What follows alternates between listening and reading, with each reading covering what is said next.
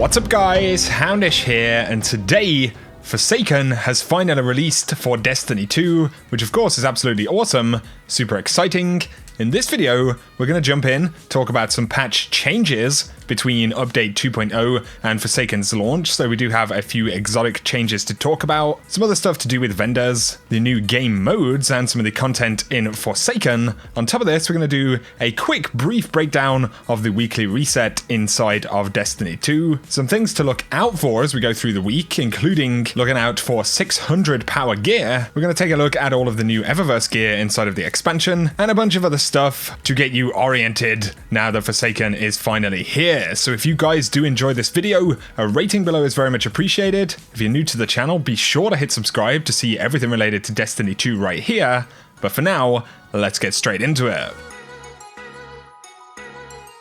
So starting out in Destiny 2, we can see that the director has actually changed a little bit here. Of course, many of the milestones and challenges are actually displayed on the HUD, so we can see that we've got a daily challenge right there for some strikes. The Nightfall strike this week is the Warden of Nothing strike. This actually takes place in the Prison of Elders, as we can see right there. And there will actually be a piece of strike-specific loot for this called Warden's Law, a new legendary kinetic hand cannon that you can potentially get dropped when you complete this Nightfall. We can't see it in its full glory just yet. If only we could take a look in the collections. You can see, of course, we can see some new hand cannons right here. So this is the 10 pieces inside of the collections. You can actually preview where you can acquire pieces of gear. So this comes from opening legendary engrams and earning faction rank up packages. Like I said, you can look at a bunch of the other weapons. We can't see the Warden of Nothing, the strike specific loot for the Nightfall this week, but I will keep you guys posted with a separate video.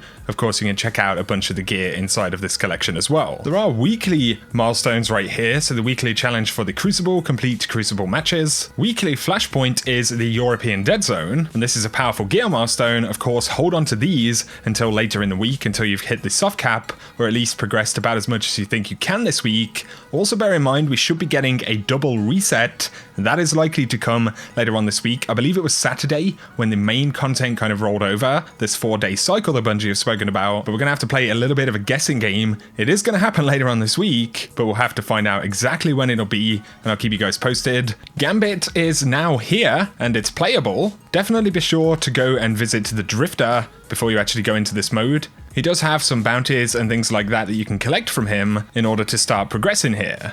We should mention Banshee's mods, so you can actually purchase these for mod components. You will need 10 mod components. I'm on PS4 at the moment. I don't actually have the most materials, but the mods he has for today, I believe these will reroll daily. He has a recovery mod for armor, grants increased recovery, which is not the most exciting. There are some better ones than that. We do have the radar tuner for the weapon. Radar immediately returns when you stop aiming down sights. And you can pick these up, like I said, with 10 mod components. Might be worth trying to grab these two before the daily reset tomorrow. At both Lord Shaxx and Commander Zavala, there is some new gear to take a look at. So we can see that there is this shotgun right here called Toil and Trouble, and this requires Nightfall rank 14, so you do have to hit rank 14 to actually get this weapon. It's a pretty interesting one with full auto and moving target. There are also kill trackers and crucible trackers, but when you pick up this version, you do get a level 10 masterwork of it, which is pretty cool. There is also a Nameless Midnight in there. One of my friends confirmed to me already, you can get Nameless Midnight dropped, the Year 2 version, from Vanguard packages in general, and of course it comes with random rolls. On top of this, a bunch of bounties and all of the typical stuff that Zavala would have. I actually got the Outrageous Fortune grenade launcher right here, new Vanguard launcher, of course with those random rolls.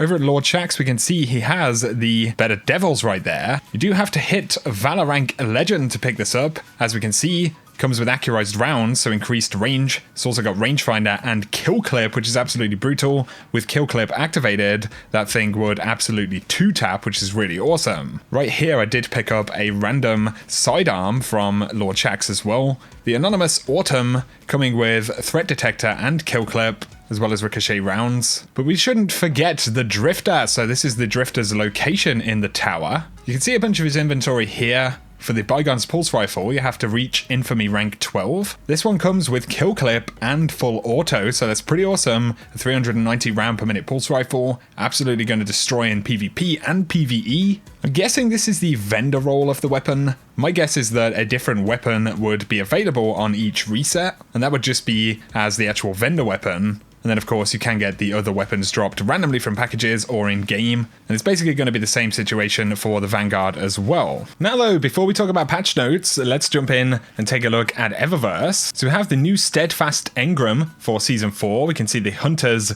armor set right there on my Hunter. You can take a deeper look into all of the different categories right here, but we've got a couple of new emotes. We have the Sad Trombone.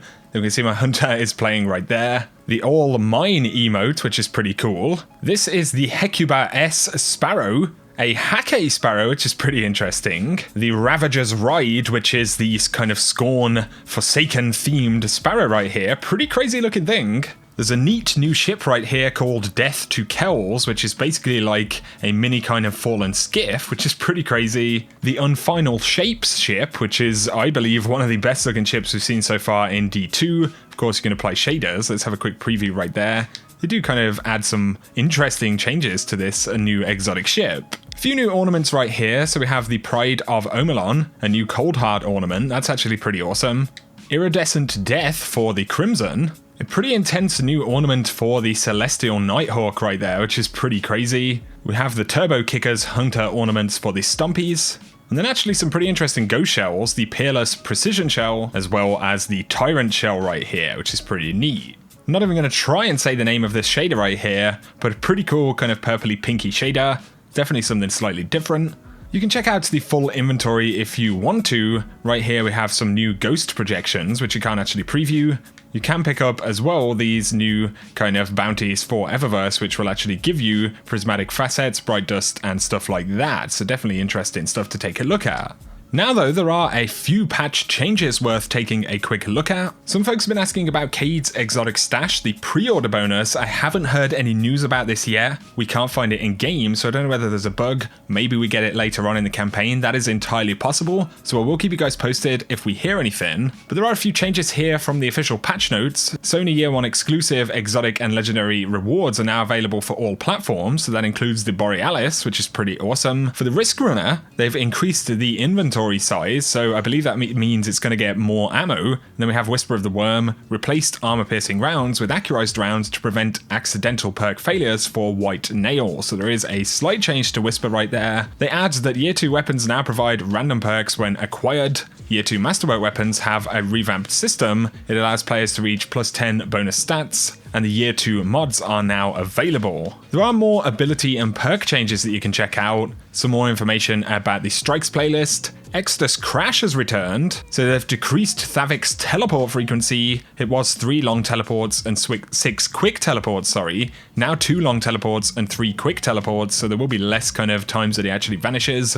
They've increased Thavik's quick teleport speed, reduced enemy waves to match teleport frequency, added additional enemies per wave, and damage to Thavik's is preserved when Thavik switches weapons. So some positive sounding changes to that strike right there. Of course, they add that daily heroic story missions are now available, so you can see those in the director. There are additional changes and things to mention about Crucible. Starting in Season 4, Iron Banner will be updated to enable power advantages, and that begins on September 18th when Iron Banner returns. There are other Crucible changes, some of them have been listed before, but then we have Gambit. The playlist is now unlocked. It requires Forsaken and the completion of Mission Spark, so do bear that in mind. On top of this, Infamy ranks are now available. There is a new Nightfall rank, so you'll actually see this when you inspect some of the vendors. And when you increase your Nightfall rank, there will be new rewards available for purchase. Other rewards essentially come from engrams, as we can see right there.